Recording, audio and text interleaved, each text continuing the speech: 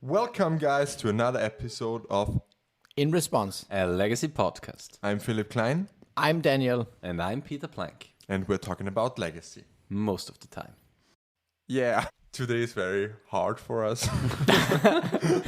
we're trying to record, I think, now for 3 hours, and we're talking about everything, but also also everything about legacy, but just in German. So hopefully, we still have something to talk for you guys. So Yeah. let's try this and start with Peter. And you said you have some modo action for us, I think, before. Modo. I played. Or some kind of a story you want to tell. You wanted to Yeah. Actually, last week I played again Modo for I think a month or so, and that was mostly because there was unfortunately no paper legacy event the Friday before, because I'm currently Because of the pre-release. The pre-release. Yeah. Yeah, because currently I'm streaming each Monday to recast the recent Austrian Legacy League event.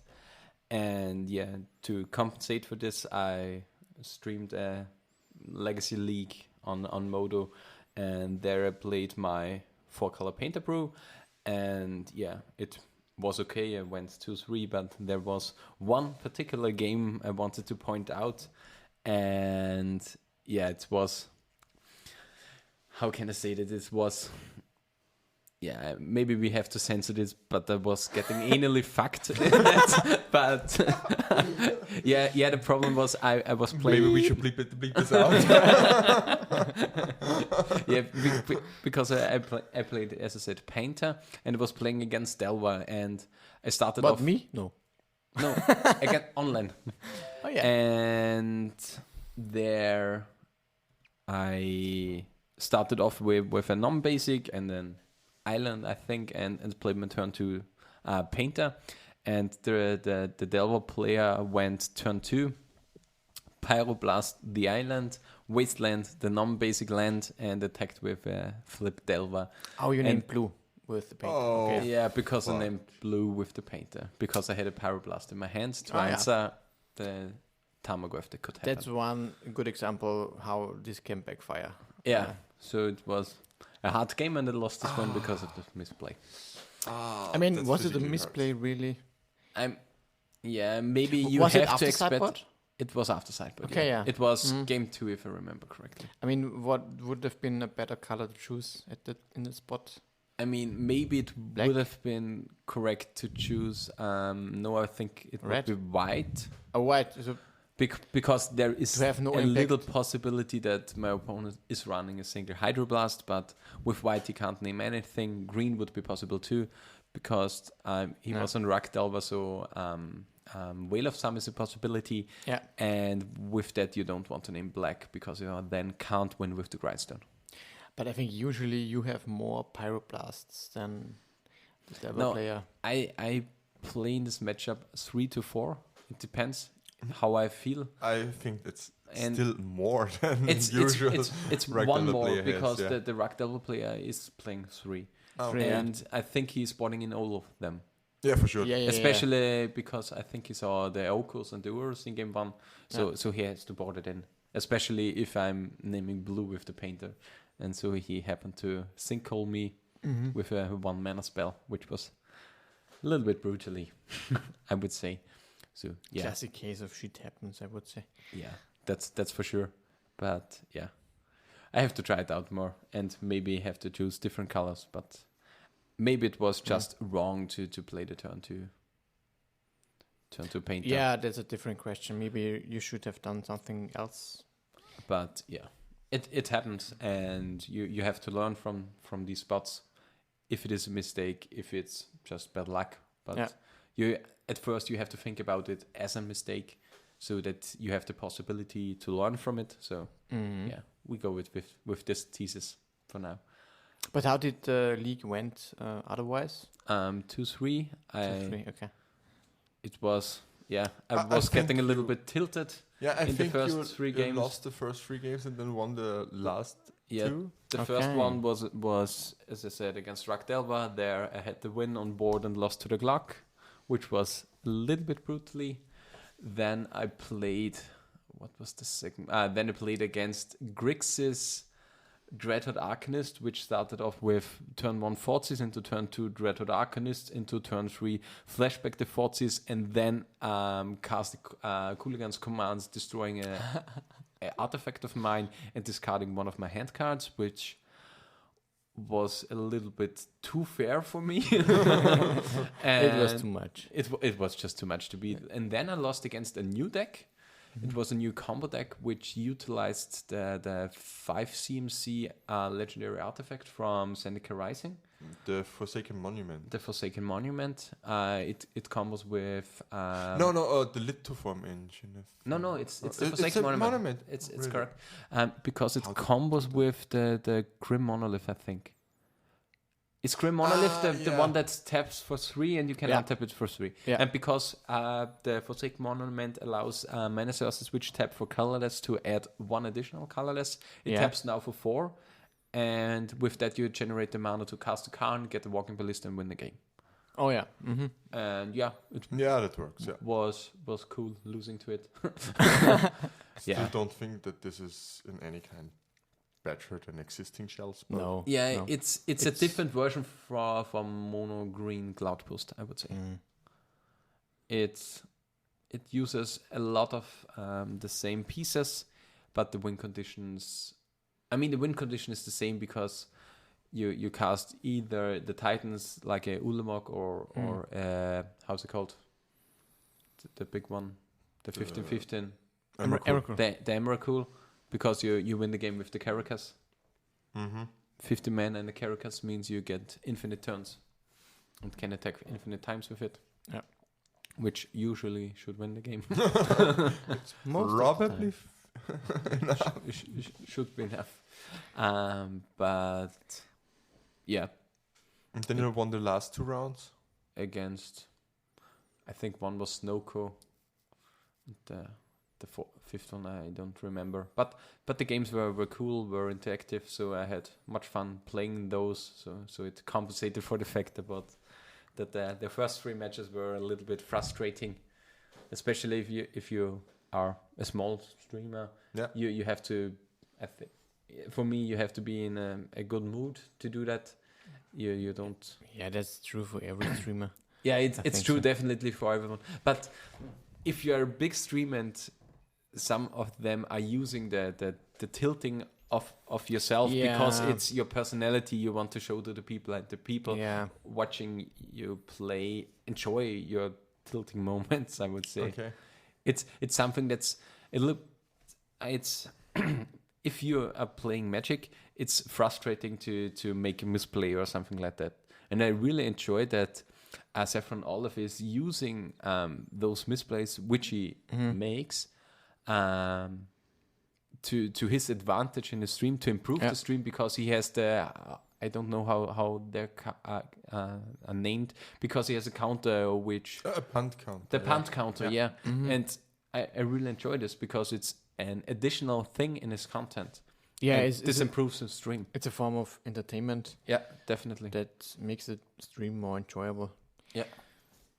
And people can learn from this, so it works Yeah. both ways. Yeah. Yeah.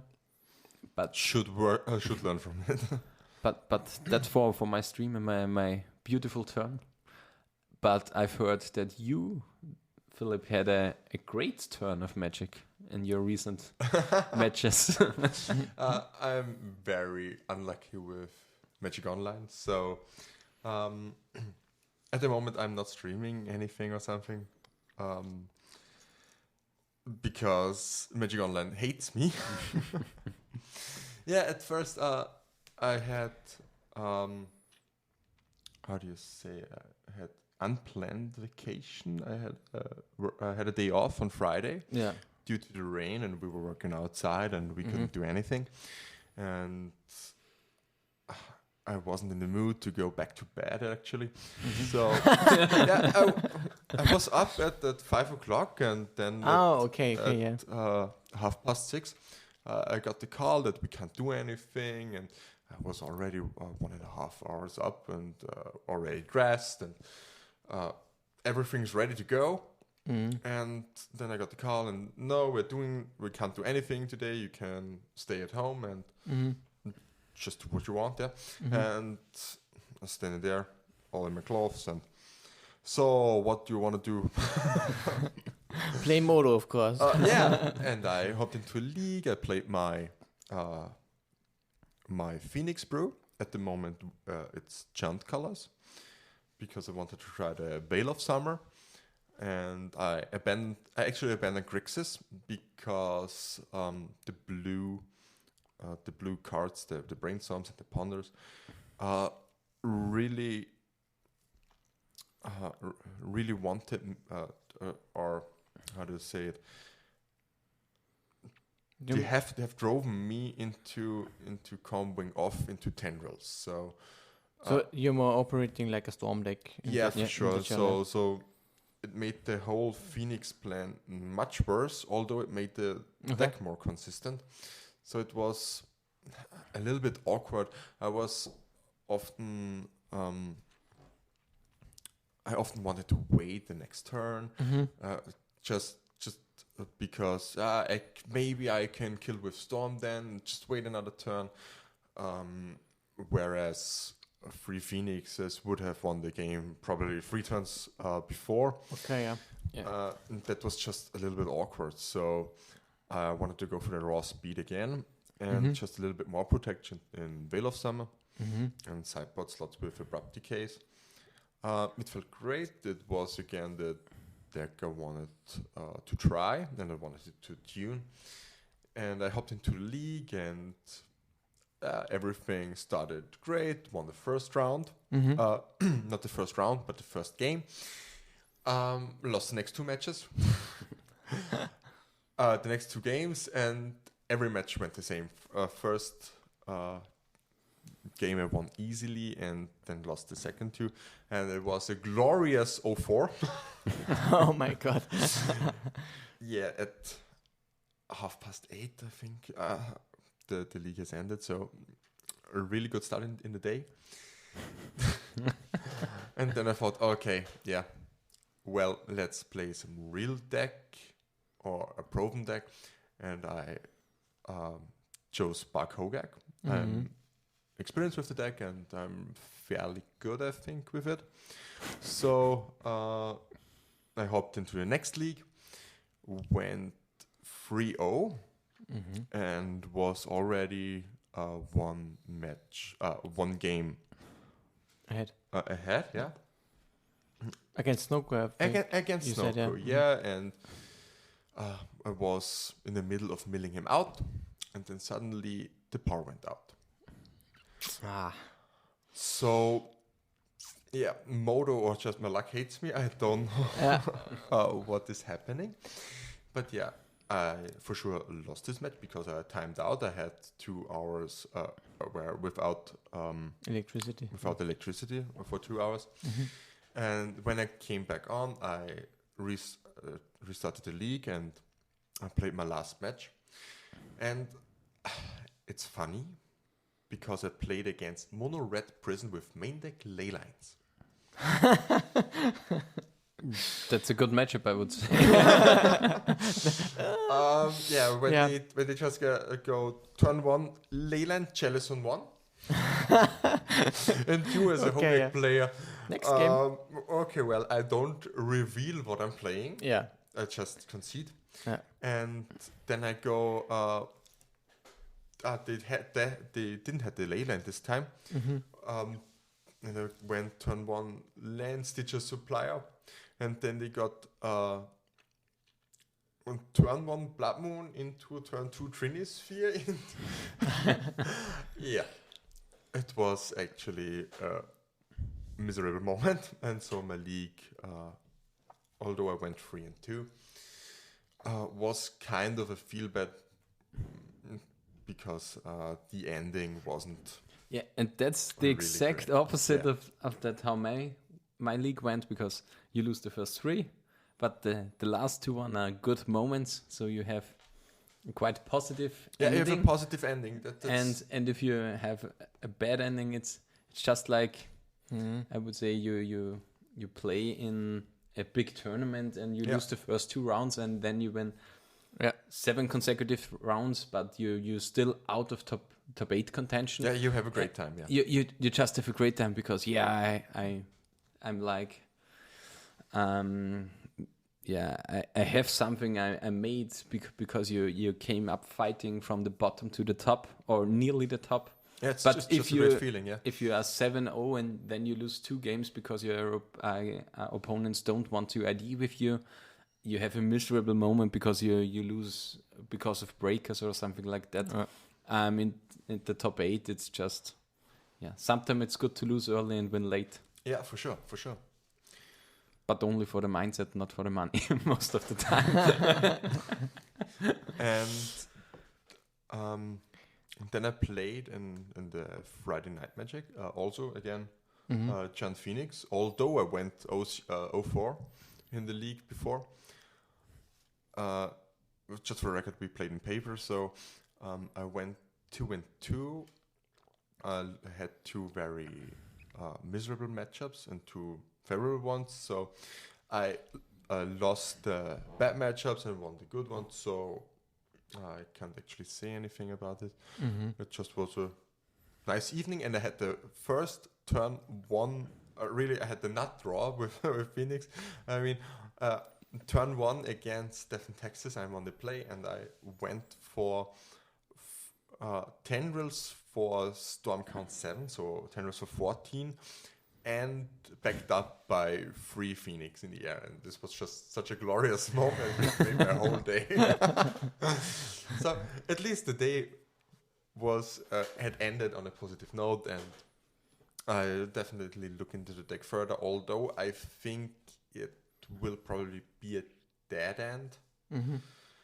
I'm not sure where to go. I'm working probably on the next brew in the next weeks, I guess. Okay. Yeah, and Daniel, I think you played something new or unusual for you on Friday. Unusual is the correct word here. So what did you play? I think I've mentioned this a couple of times, but I'm usually not a guy that plays a deck with a lot of creatures. And I usually don't touch decks that have more creatures than spells. But this time, That's understandable. I went to the edge and I played a deck with 20 lands, 20 spells, and 20 creatures. So it's not too much creatures, but it's on the verge. It's Alluran. Okay. Yeah. The deck is, it's fun for sure. And I did not feel that I had too many creatures. I mean, I think it was a little bit on the edge. But what I liked about the deck is that basically every creature can draw you a card. You have lots of Strixes, you have the Codals, you have what else? You have Shardless Agent, which draws a card, which just generates a card advantage. And the combo finish is of course really nice, but actually throughout the whole FNM, I think I never won with the combo itself. Okay, so you're more like Splinter Twin, where you're always threatening the combo, but just win with fair ways. With fair ways and casting Shardless Agent or any Strix and then or Oku, of course, and then grind the opponent out. Yeah, I've seen some very ridiculous turns of you. I think you just had a Icefang Quatlan in play, and then you played a Shardless Agent, which found another Quartal, which found your Cavern Harpy. Yeah. You played the Cavern Harpy, bounced the Shardless Agent.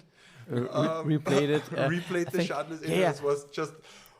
I was standing there and just thought, wow.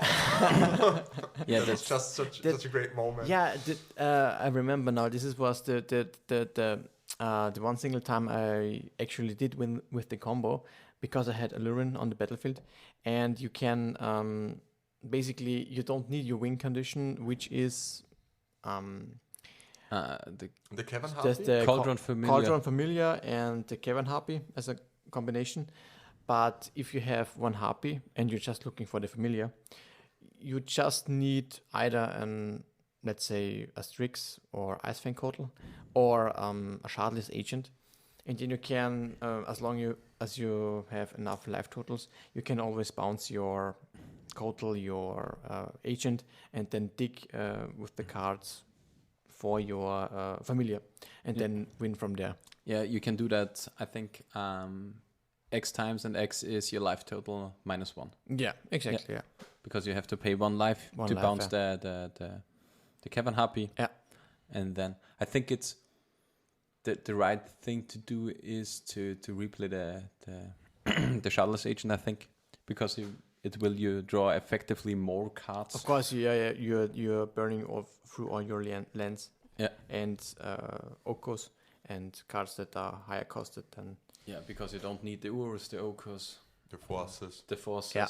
You have a lot of dead air left in the deck most of the time in the combo turn. And the Shardless Agent just spins into a Brainstormer upon that, which finds again more cards. So, But most of the time in the combo turn, I think you don't have the mana available because you often slam the Allure in. you play On with, four. with Cascade for free.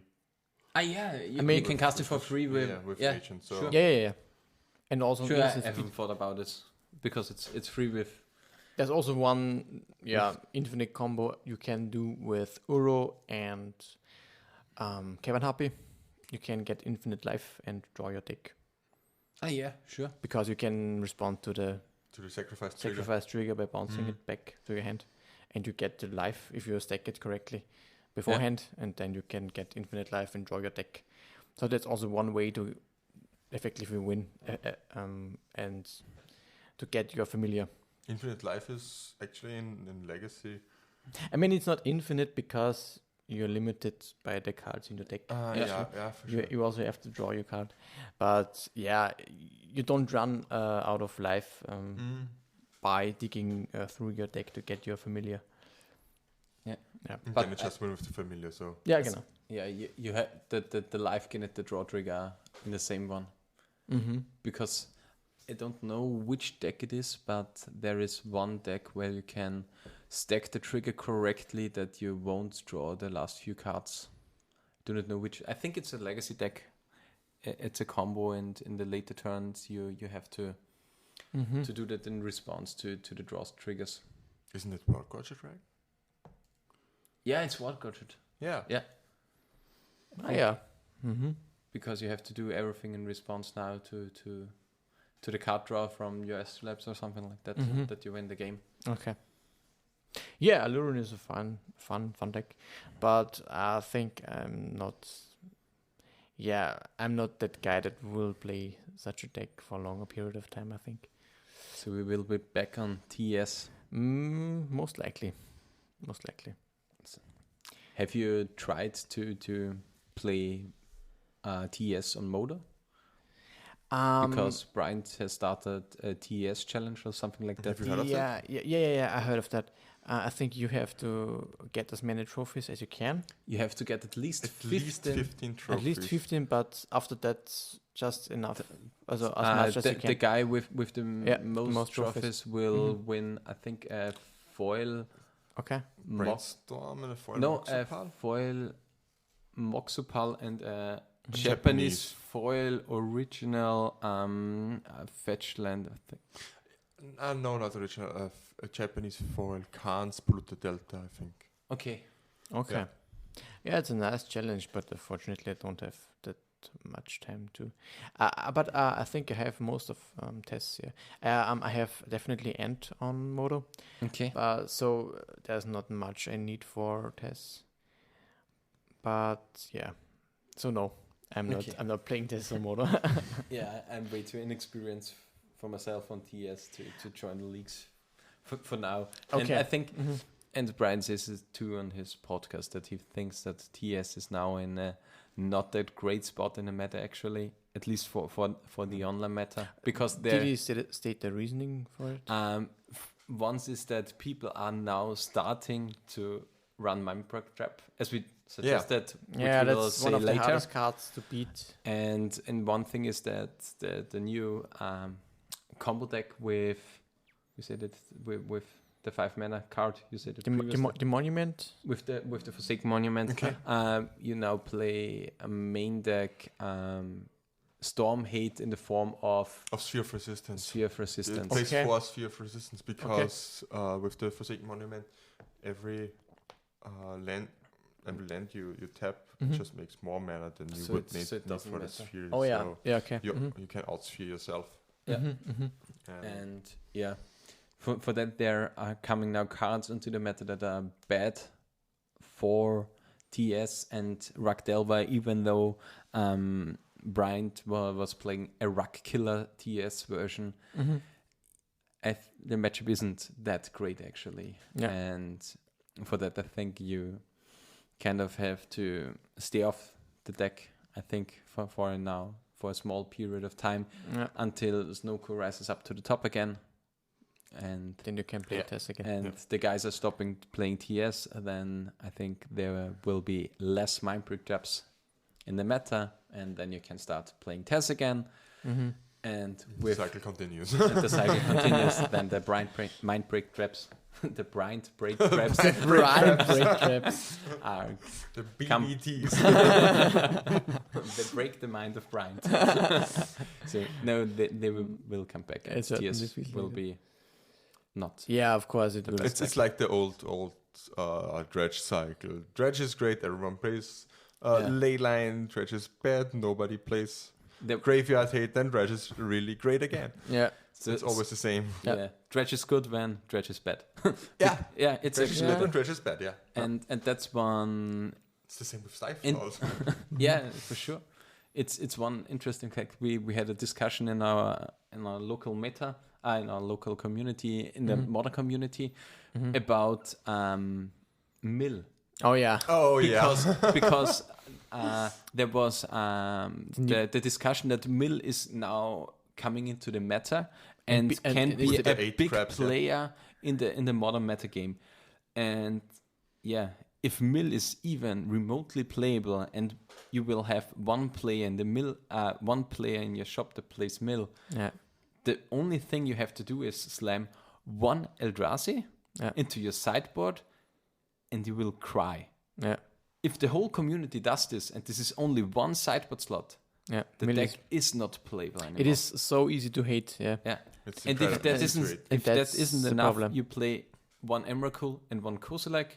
Or and- you play 2 Chaos Blessing and it's No, over. you have to play two different ones because the surgical surgical. would Ah, help yeah, both. for sure. The surgical. Yeah. So for that you have to play one Just of two each. different and yeah. One but of each. even if the surgical, you still get the trigger. Yeah. Yeah, you At still least get the one trigger. time. Yeah. Yeah, So But then he has to hit 2 surgicals to even has the chance to win the game. okay. Which is, I mean, if you're playing 60 lands in your deck, it would be possible, but It's the same basically as if you would get. It's a free card. it's just like if you gain 20 life against 20 burn. life against burn. Yeah, Yeah. actually. And that's insane. You can't win those. Yeah. So, yeah, which was just a nice discussion, but I think we have argued about it that A little bit too long. if it's playable, a few Titans into the board, and no problemo. Actually, I brewed with the new crab 8 crab list for Legacy, and Daniel even took it for a spin. Yeah. It had its moments, but the problem is that I played against Chris. Yeah. Of And he Ultimate. played Allure on Food Chain or Food Chain, Esperile? Food Chain, I okay, think yeah. so. And he had one Emrakul in the sideboard. Oh, Because that's one natural card that you play in Food Chain because it is a win con that Wins against control, I think. yeah. I don't know exactly the reason, but he stated it. I might have to ask him again. But Fujin does play Emrakul sometimes in the sideboard. And of course, it's naturally good against Mill. Yeah, it's he even said it to me that I have to keep care of myself if I play against him because I'm playing Painter, so the Emrakul would affect me too. Yeah, that's true. Yeah. Yeah, but the deck was. I mean, sometimes it was really explosive, and I could basically out-control and outpace my opponent very easily. But on the other hand, you have those draws where you are stuck with a couple of traps in your hands, also archive traps, or you are stuck with, or you are running out of control elements. You have some drawn in the logs, I think, the forces, of course, but I mean, the cards are so they're lacking a little bit of flexibility. Mm-hmm. Yeah. You have played Visions of Beyond, I think? No. 4 Brainstorm, 4 Ponder, 4 Force of Will. Mm-hmm. I think you... The problem with Mill, I think, in Legacy, if you're playing Force of Will is... I mean, it's good at protecting yourself, but the problem is that it's just like Burn. If you have to sacrifice one card that burns your opponent or mills your opponent, it's really hard for you to compensate with this because if you see Burn, every mulligan means 3 less damage in your starting hand. Yeah.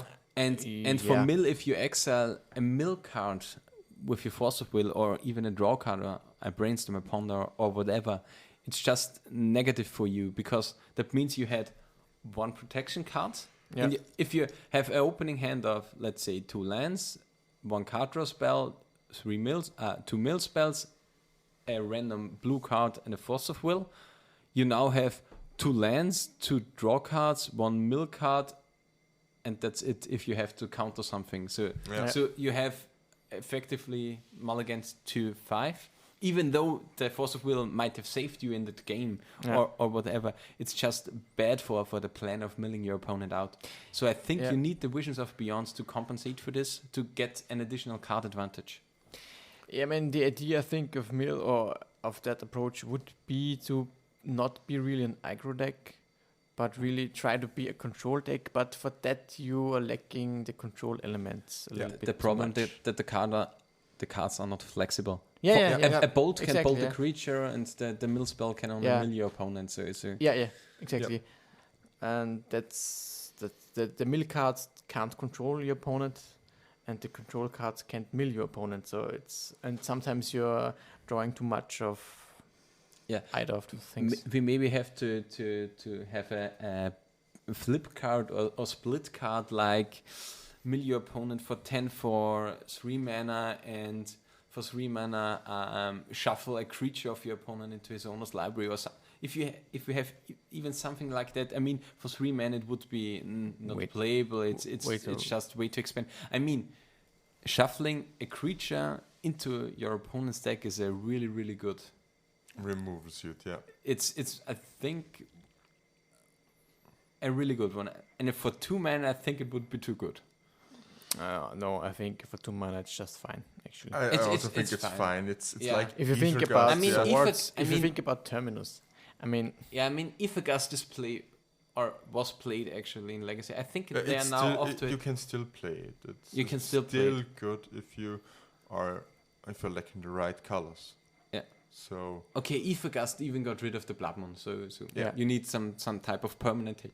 And it hits Clothis. Yeah. Which is 3 sometimes mana really big, shuffle a permanent into its owner's library would be good. Yeah, it would be good. I'm not sure if that is enough. It probably wouldn't be enough. You need more low to the ground remover or something like that. If you play that, you could maybe play Visions of Beyond with Seagate Stormcaller.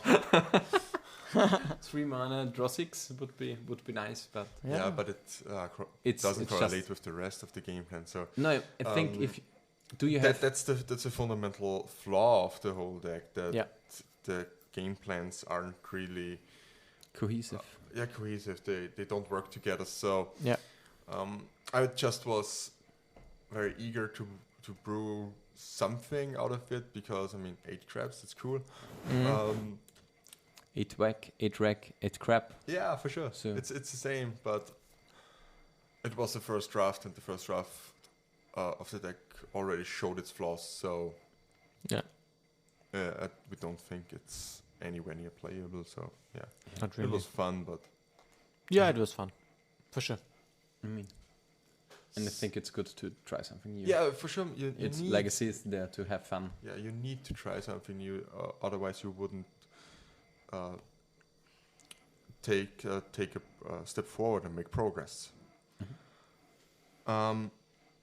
So, just for our regular listeners, Yeah. we had the We had a feature, basically. Yeah. we were featured Yeah. on the MTG Goldfish article from Joseph Dyer. It was a legacy roundtable. Yeah, right? the legacy Roundtable. roundtable with Phil Gallagher, Mhm. Max Torsion. Max Torsion, yeah, Max Torsion, Max Gilmore is his name. Mhm. Who was? Then Yeah, there was. I'm not sure now. It was, of course, Wow, I'm It's so getting I'm- late. I'm so bad with names. Reeling. Andreas Andreas Rehling. Rehling, Yeah. yeah. I'm sorry, Andy, if you hear this. But Yeah. everyone had only a And card market picture in his head. Yeah. and just for the record, it's close to 11 p.m. now, so Oh yeah. it's getting late and it's Tuesday evening, so I think we're forgiven for this. But actually, yeah, we were invited to this round table, and Joseph Dyer is a great guy, so shout out for him. Yeah, You should definitely. Also check out the article. check you- out the article. It's on And Goldfish. check out all articles of him. He's Yeah. doing the legacy and the vintage ones, and these are really, really good. Yeah, and you should follow him on Twitter. It's at VolrathXP. And yeah, in the aftermath of the, we're putting the link into the show notes. Yeah. Yeah. And in the aftermath of the article, we had some discussions on Twitter, and there was a question why nobody in the whole article has addressed the problem of days in the format, or if days But is for the a record, problem. Yeah. we mentioned it a little bit. Yeah, we mentioned it. Yeah. We talked about it in our Discord meeting, and We also gave it as an answer, but we didn't really go in depth. yeah, Yeah. we didn't go in there. But we were a little bit nebulous and mystic about it, but we just thought there could be something. I think there's something to it actually. Yeah, the That days is maybe a big problem, because I don't know. I think we have talked about this, but I'm not that long a part of the legacy history, and I don't know the metas that were present before the Before the Elva, I think. no, before the top ban. okay. I'm not that familiar with that metas, but from what I've heard is that, of course, since top was printed, that basically Miracles was always one of the best decks. Yeah, it was for sure always one of the best. So decks, it yeah. was a big time where Miracles was just the best deck, or a long time.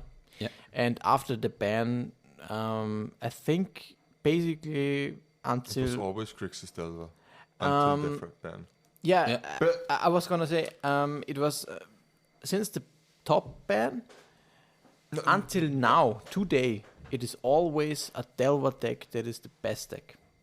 outside of such rare occurrences like Like the breach. Omnitel with Dig Through Time. Yeah, or on the Breach, left Dick or- Breach. Yeah, Well, we of had course. some design mistakes. But I think which, Dig Through Time was banned before top, right? No. Not? I don't think so. No. You sure? Because maybe I'm mistaken here, but Okay, so of course, Dig for Time is a different story. Yeah, also Treasure Cruise, but Treasure Cruise Yeah, was yeah. in Delver, so Yeah, So I think you started because you said you were getting modern, if I remember correctly, for your first deck was Blue Red Delver, and you said that you bought the deck and you bought the Treasure Cruises. yeah. And I think Treasure Cruise and Dig Through Time was Dig for Time were after the... banned In Modern. for Modern and Legacy at the same time, if Yeah. I remember correctly. Yeah. So it would make sense that you were starting in after the bans. After the bans, but I did start Legacy when Top was legal. Okay, So I think it Top, was in the Top time. was banned after Dig for Time and Treasure Cruise, I think. Yeah. And so then, Okay. then the best deck was always... Yeah, and after that, I think it was a always Delver deck, yeah. always a kind of Delver deck. I mean, there was a period where Checkball was discussed to be Yeah, a little bit better than that. I like to compare it like it is maybe today. In like that Snow Contract Delver. Yeah, yeah. Snow It's just Contract a Delver small meta shift. Yeah, is similar They're- to they're Grixis Delver equal. and Jackpile.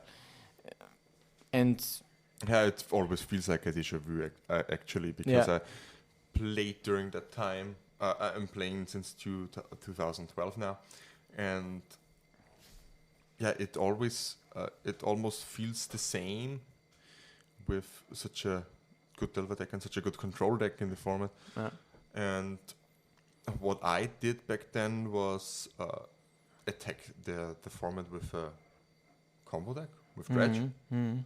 And that's what I do now with Hogak. So no, it's almost like a déjà vu. yeah. So different decks, but same archetypes.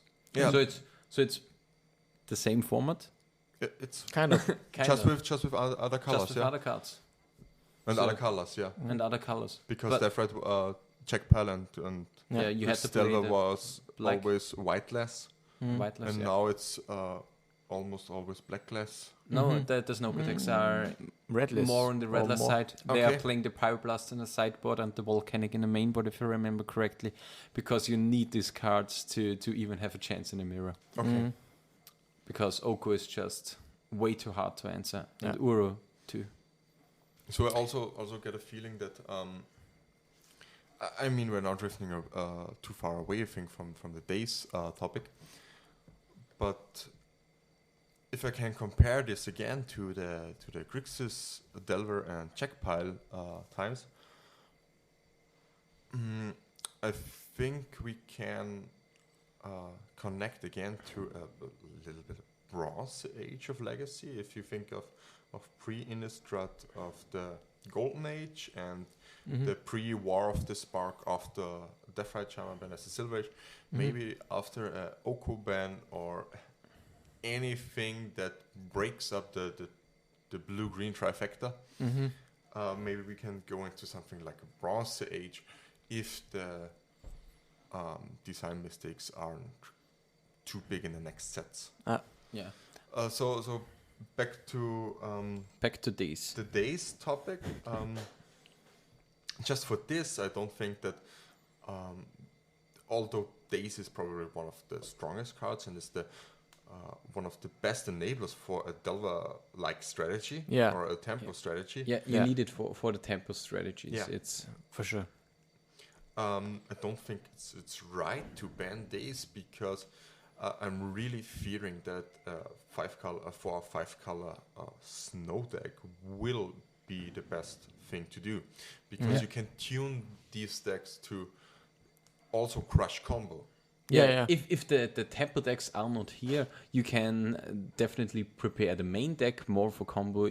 So you play like Delver 6 forces or even 7 forces in the main deck because you are actually allowed with Uro to cast your Force of Will on turn 4 with your mana without exiling a card or something like that. You can play Whale of Summer. You can play different stuff. You can prepare your deck to play. You even can use something like Deafening Silence in various creature combo decks, like I think Fujin or even Alurin is playing Deafening Silence in the sideboard. I know. Alluren is not mostly back. Okay, it's mostly back, but definitely Fuchin is playing Deafening Silence in the sideboard. So also you can play Maverick and Devon Texas can also play it. So you maybe can put those a little bit more in the main deck if combo is running around more and more. And so I think banning days, and about banning days, there is a different topic we have to hit on, and that's a very big one for me, and that is format feel. Yeah. And I think the meta, even though Days Delver was not originally in Legacy, but I think since it's called Legacy, there was always Delver. I think then it was called 1.5. No, it's since it's called Legacy, there was always Threshold. Okay, there was Threshold. always a tempo deck. Always a tempo deck. It was Canadian Miracle Threshold. Grow at first, and it was Canadian Threshold. And then you had Team America and then Team Italy. No, Team Italy was the Team chess. Italia was Mardu. Okay, yeah. But there was always a tempo deck in the format that utilized one drops and dazes, and you need that to combat on the one side the combo decks, and on the other side you have to hinder the control decks that go over your top to even have a chance against them.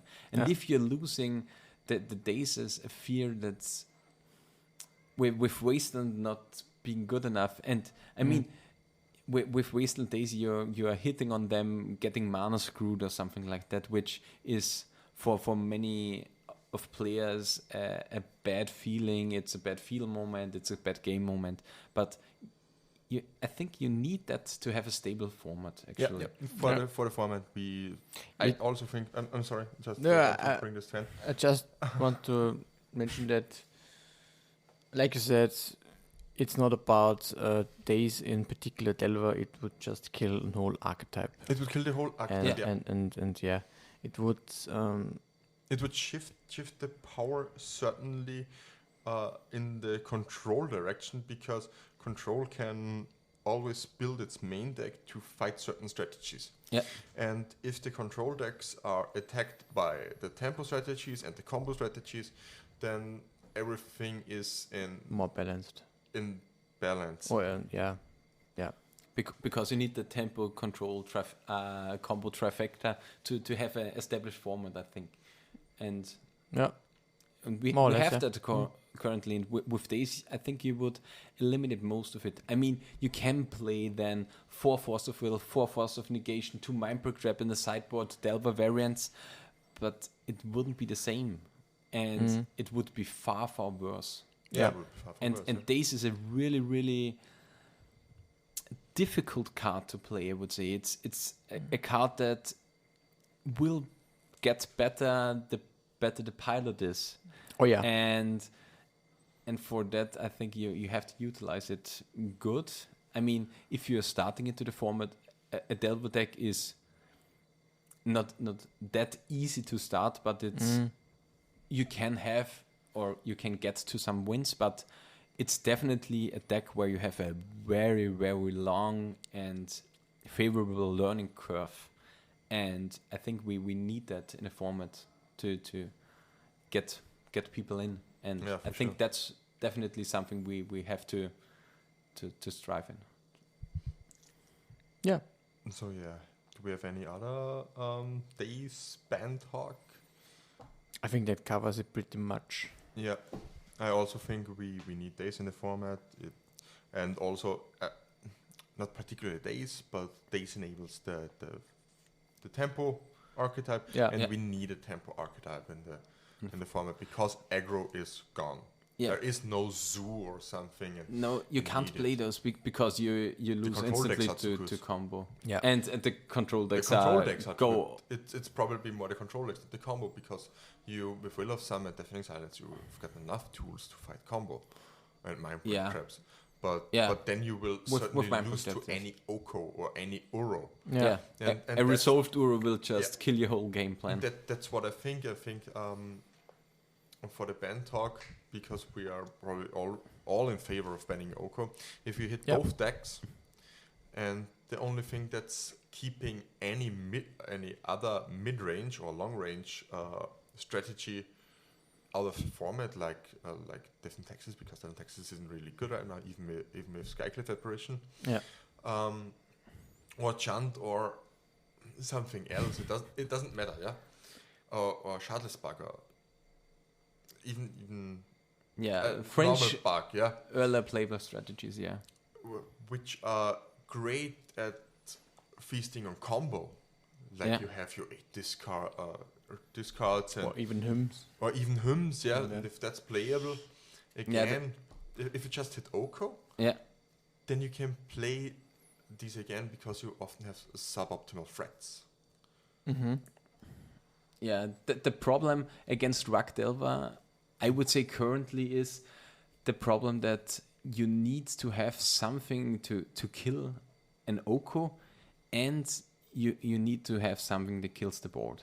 There was one particular spot I had on this FNM where I had a Miracle Terminus on top of my library, and I had a Pyroblast in my hands to counter the Force of Will of my opponent and a Brainstorm in my hand.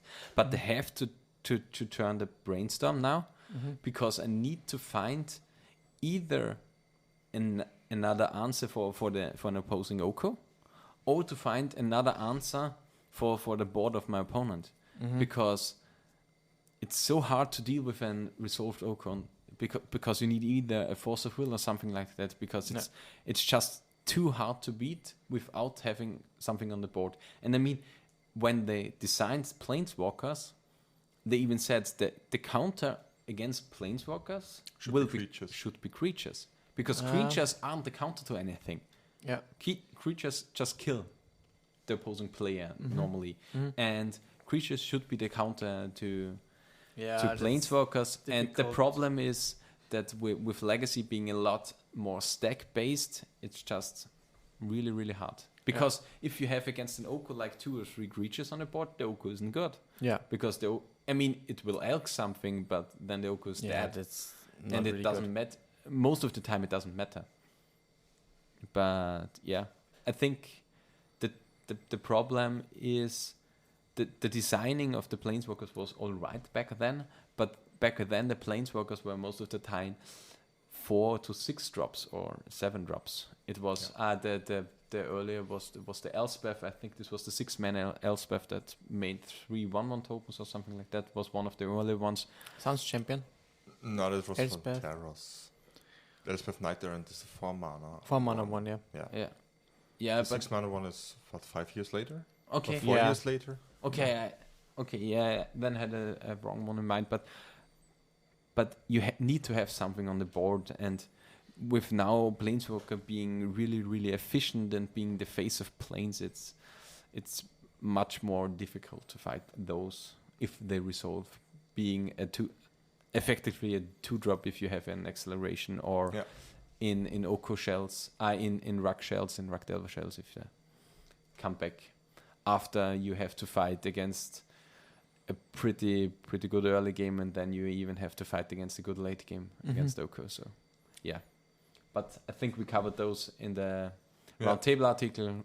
Really good, I would say, sure.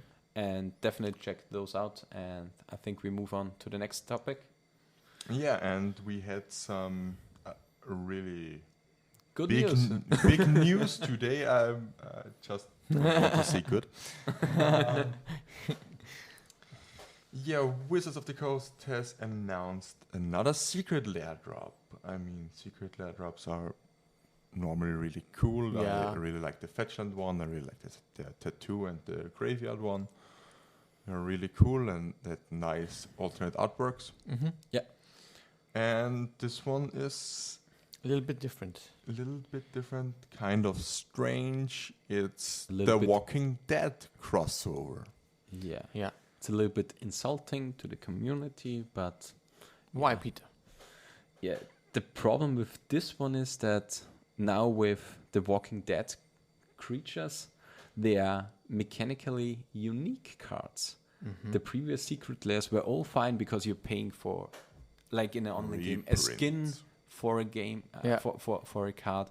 You're getting an exclusive card. It looks different, but it isn't a new card. Yeah, the problem they're all I see, basically reprints. yeah, they're like the Godzilla lands. Yeah, If you like Godzilla and you want the lands, buy them because they look good. If you like the art, if you like the flavor. But now with them printing exclusive, mechanically unique cards on their own terms of money. Yeah. These I haven't found any other announcement, but I found on the website that these gonna cost $55 or €55. And yeah, so they print 5 cards. Effectively, each of those costs €11. Yeah.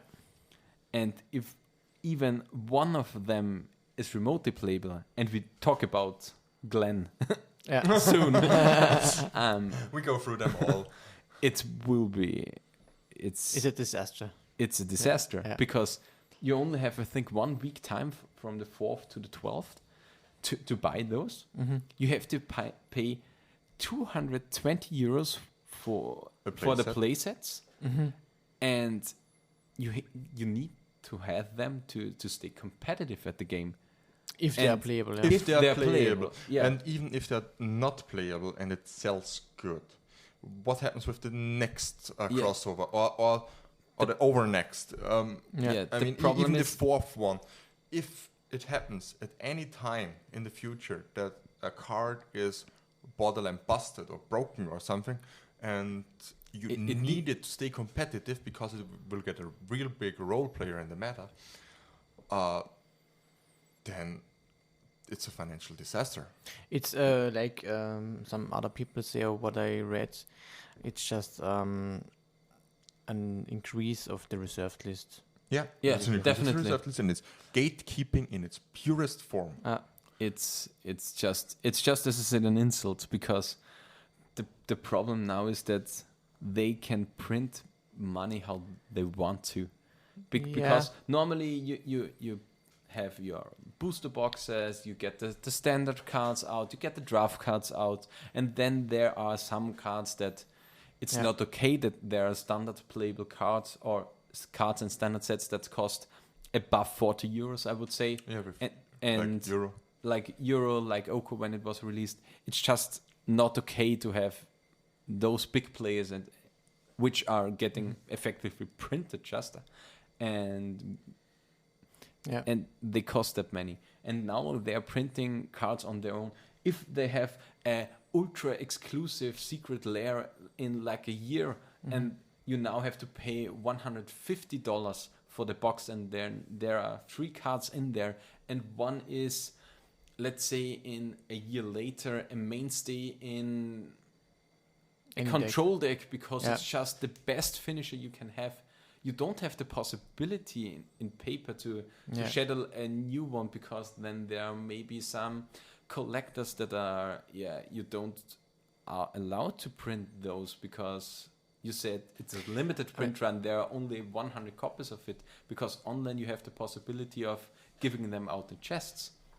But for the paper economy, it's huge from a hit. Competitive standpoint, it's just disaster. an insult. It's a disaster. Mark Rosemotter mentioned that they are able to reprint those cards under different names, but these he didn't said under different names.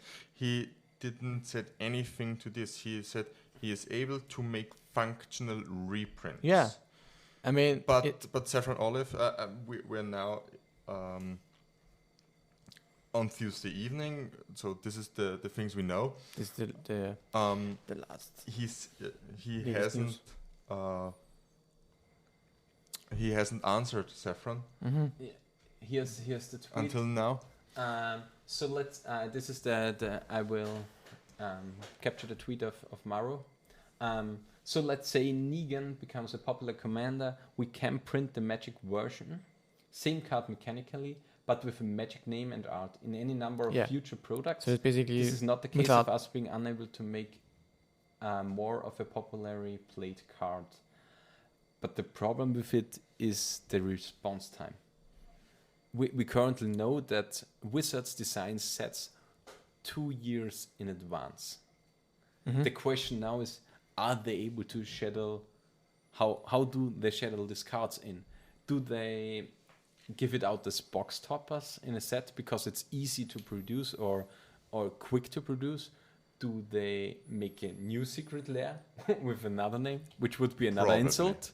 Probably. They certainly will do it. I think it would be, because you make, let's say you design a playable card that will get played, and then half a year later, this is all speculation by the way, and then half a year later you print the same card for, let's say, the same price, and now everyone has to buy it because you need them, because you know now they got printed, they won't get printed in the near future. And now you pay the money you would pay to another player on card market or whatever other platform, your LGS, wherever you buy your cards. And now you put your money exactly to Wizards of the Coast.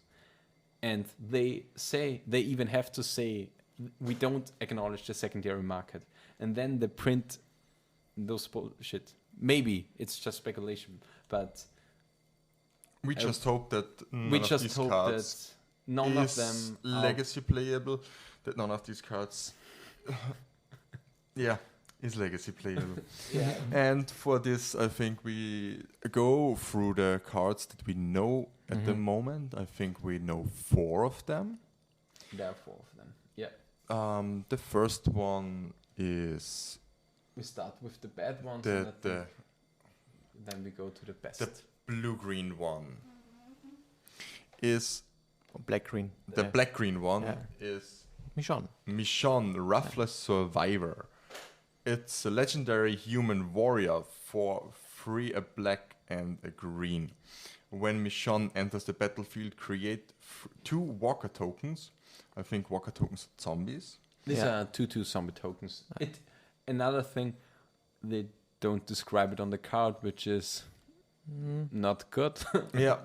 As long as Michonne is equipped, she must be blocked if able. Whenever Michonne and at least 2 zombies attack, she gains indestructible until end of turn.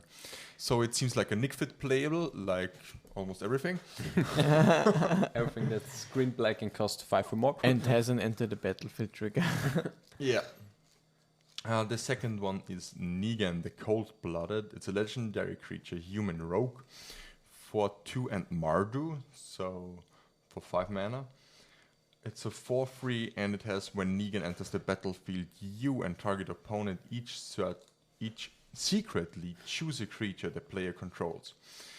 Then those choices are revealed, and the player sacrifices those creatures. Whenever an opponent sacrifices a creature, you create a treasure token. So the way this is worded is... it's just like a secret... how's the card called? It's like the constellation mechanic, right? Oh, no, not constellation. The voting mechanic. The will of the council. From constant judgment. Constant judgment, Yeah, the problem with this one is, let's say your opponent has 2 Delvers out. How do you say... In paper, it's especially for paper play, it's... How do you... If your opponent has 2 flip Delvers out and you write Insectable Aberration or something like that, or the left one, it's even... You have to discuss if the left one is the left one or the left one in the side of your opponent. And I think this could be quite confusing in paper play. But as we think this one is not playable, at least nowadays, but... It's certainly for commander players. Yeah, for commander. It's the commander committee has tweeted something that they will certainly take action if it's necessary. So I don't fear for commander in this spot. They will figure things out. Of course. And for the next one, it's Daryl, Hunter of Walkers. It's a legendary human archer, a 4/4 for 2 and a red and a green. At the beginning of your upkeep, target opponent creates 3 walker tokens. Again, the 2/2 zombies. It has tap, Daryl deals 2 damage to target creature. and it has whenever a zombie an opponent controls dies, draw a card. So it took, I think, 5 minutes for Twitter to break this card. Or at least find a combo. or at least find a combo just for Commander. It combos nicely with Adder Flash. It's 4 mana enchantment, and whenever a creature enters the battlefield, it deals 2 damage to it. Yeah. Which kills the tokens, and you draw 3 cards. And you draw the cards. So you draw 3 cards upkeep each turn. Ancestral Recall. Yeah. Or it even combos with Pyrohemia. It's the red color shifted Pestilence. Where it can draw 3 each turn for 2 mana. 2 mana, yeah. But I don't think it's legacy playable. It's again green, so it's a Nickfit card. It's a cool design. And let's go to the next last one for today. Let's go to I the don't insult. think we get the. I don't think we get the last one. One is. I think missing. there's still one missing. Yeah, it's 5 cards. Yeah. It should be 5 cards. It should be 5 cards. Yeah. Yeah. So the next. But maybe the one. 5th one is just a Walker token. I think I'm certain that you get some Walker. There are Sure, Walker yeah. tokens in there. Should be included there. These are spoiled. You will see that on the Twitter account on Maro254, I think, or MTG Secret Lair. Yeah, and the last one for today is Glenn, the Voice of Calm. It's a legendary creature, human advisor, a 1/3 for 1 and a white and a blue. It has Skulk, so this creature can't be blocked by creatures with greater power. And it has, whenever Glenn deals combat damage to a player, draw cards equal to his power. So this is the first card out of this, which is at the edge of being playable. It has some potential. Playable. I think this is just in between playable and probably playable. Yeah. I think this is exactly the spot which is dangerous for the design spaces, for legacy and vintage. You need these cards to be healthy for the format, I would say, between garbage and probably playable, I would say. Yeah. And this is just a step too much, I think. Just hope it's on the lower end of the spectrum. It seems like it, I think. You need a specific shell for it, because this one is really good with Umezawa's Cheetah. But the problem is you need the deck for these 2 cards to work. I mean, remember, it's only really good if your Yitte already has counters on it. Yeah. So, definitely. I mean, there's some preparation that you need to do in order to make it work. And even then, I mean, you can probably, let's say, draw 5 cards if you use both your Yitte counters. I mean, that's kind of, I don't know, unlikely to happen. But yeah, this card would be definitely a much bigger discussion about it if it was only 1 white, 1 blue. Oh, for sure. Then this one would be definitely on the side of playable. It would be between playable and maybe mainstay if you find a good deck for it.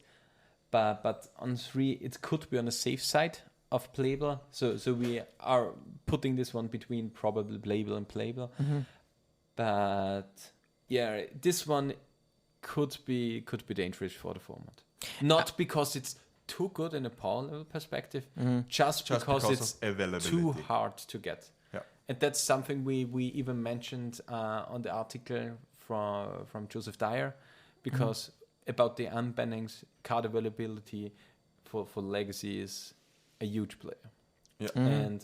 And with Wizards allowing them to print effectively cards for 8 days, and then you have no chance in getting them, it's just not right. It's just not right. I mean, one big thing that we are talking about here is basically our mistrust in WotC actually.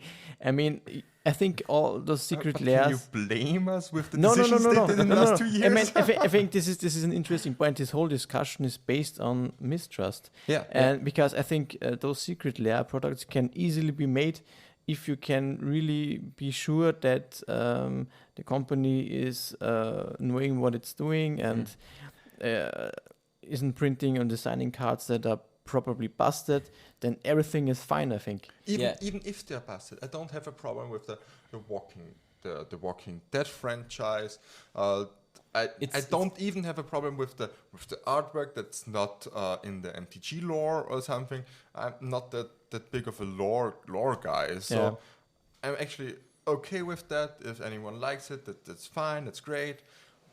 But I'm just really, like you said, on the mistrust side, and that there's a potential that this can go out of hands. Yeah, this really could get wrong. That's the problem. And the problem is, if it gets wrong, it gets gross. It gets so gross. Something that I think would be interesting would be secret layers with printing of mainstay cards in Modern or Legacy with a franchise. Yeah, like they did with the Godzilla. You don't need mechanically unique cards to do this. Yeah, you can print a Shadow Mage Infiltrator with Clan. There's no problem. You have a similar card.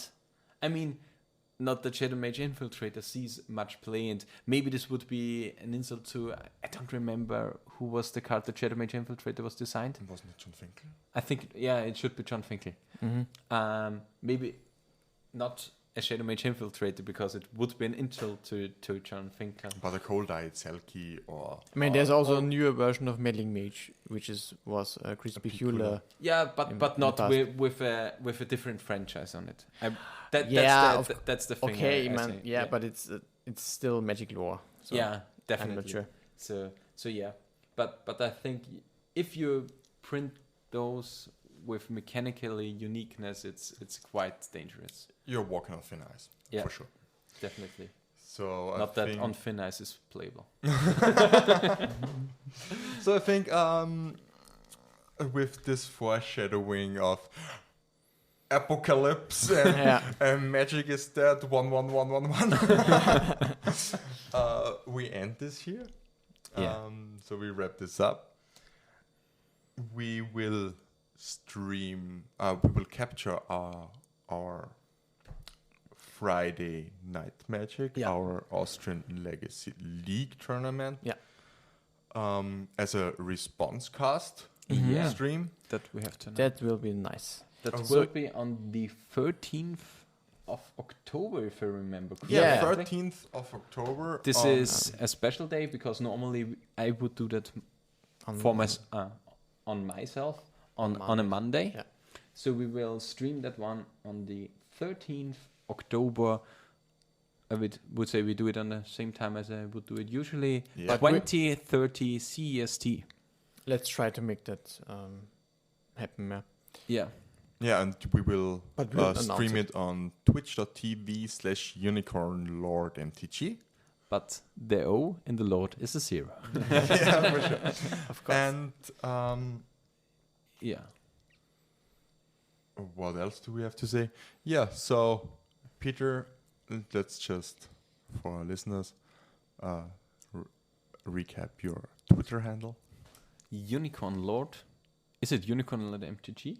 No, it's at Unicorn Lord. It should be at Unicorn Lord.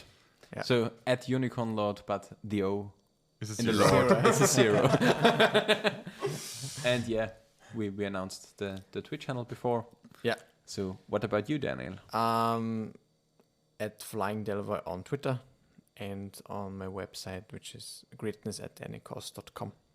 And Peter, we already Peter. You can find me on. Sorry, I meant Philip. No problem. So yeah, you can find me and some of my hot takes on Twitter. Hot take, Philip. At PhinikMTG, PhinikMTG. On Twitch, although I seldom stream, but I think I will in the near future. at twitch.tv/FinnickMTG. And also take a look on the Austrian-legacy.com website, where you can find all our score points, You can leaderboards. find information about the league itself and information about also I think about the stream. Yeah, we will certainly implement that if it isn't already. Yeah. And yeah, we will stream our league tournaments every Friday on 2030 CET. So take Go a look. watch that. It's on twitch.tv/Austrian_legacy. Yeah. Yeah. And you can also follow its Twitter account at Austrian_legacy. And follow us, Of course. the In Response cast at response_legacy. Yeah. So with this, we wrap it up and wish you a nice weekend. In response, the end.